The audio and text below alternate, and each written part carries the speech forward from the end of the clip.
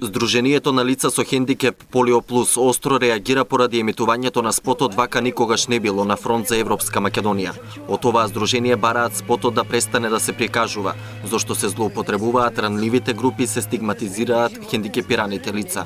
Се осврнаа конкретно за момчето кое било врзувано со синџири.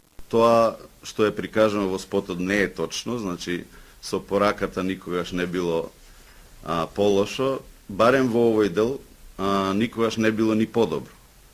Зошто го зборам ова? Значи, Илчо не го измисли нити оваа власт, нити претходната власт, нели тоа е животна ситуација. Кога се појави тој случај, новинарите нели го открија и го прикажаа, што е многу добро. Тогаш Центарот за социјална работа и од Министерството директно промптно реагираа и за 2 дена Илчо беше згрижен и сместен во Демиркапија.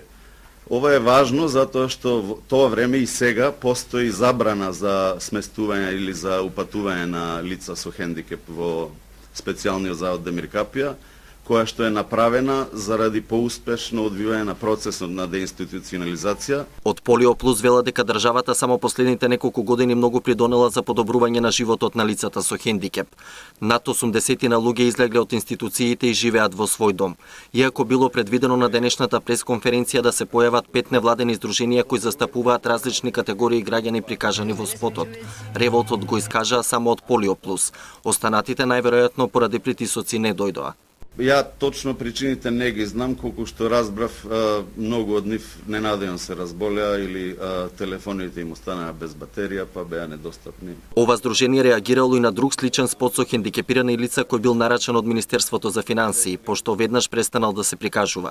На спотовите за платено политичко рекламирање реагираше и Советот за радиодифузија и му кажува на медиумите во ваквите случаи да внимаваат на заштитата на децата и на човековото достоинство.